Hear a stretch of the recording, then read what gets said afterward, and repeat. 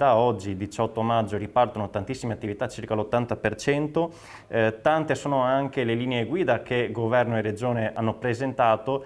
Voi farete anche delle vostre checklist per gli operatori che hanno bisogno di consigli o altri chiarimenti, avete anche aperto un numero e una mail, quindi massimo supporto per quanto riguarda l'ULSS.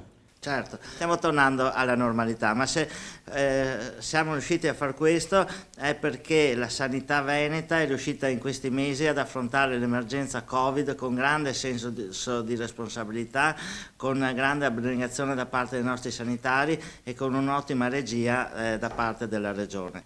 Noi a servizio delle aziende per facilitare la ripresa di tutte le attività, perché molti saranno i dubbi di ogni singolo imprenditore, di ogni associazione, abbiamo voluto creare come azienda sanitaria un numero di telefono che è questo, che è tutti i giorni dalle 8:30 alle 12:30 0421 22 83 43, oppure questo indirizzo mail in cui qualsiasi momento qualsiasi cittadino, imprenditore che sia, può fare delle domande che riguardano i protocolli che appunto sono stati emanati in questi giorni. Il numero email a disposizione anche degli uffici comunali. Anche degli uffici comunali, dei sindaci, delle varie associazioni del territorio. Dobbiamo continuare nell'attività di prevenzione. Ad oggi abbiamo fatto 15.000 tamponi, 4.300 nelle case di riposo del nostro territorio, il resto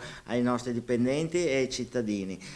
Abbiamo fatto oltre 5.500 test rapidi, continueremo in questo periodo. Oggi sapete anche che il tampone è possibile farlo su prescrizione del medico di medicina generale, ma è solo per vedere se una persona che ha determinati sintomi, febbre alta, tosse, problemi respiratori, dovesse avere il Covid.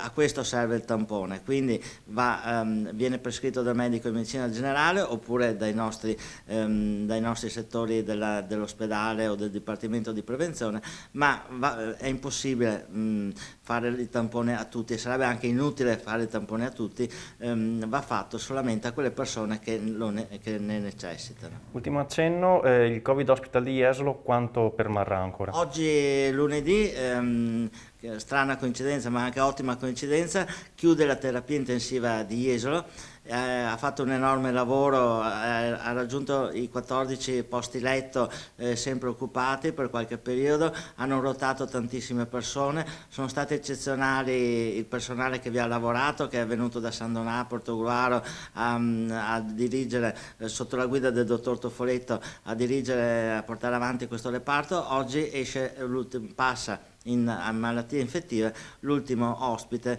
della terapia intensiva di Jesolo. Rimarrà però chiusa, sigillata, adesso facciamo una sanificazione, pronta, speriamo mai, ma pronta all'uso nel caso in cui, come qualcuno dice, ad ottobre ci dovesse essere un ritorno del Covid.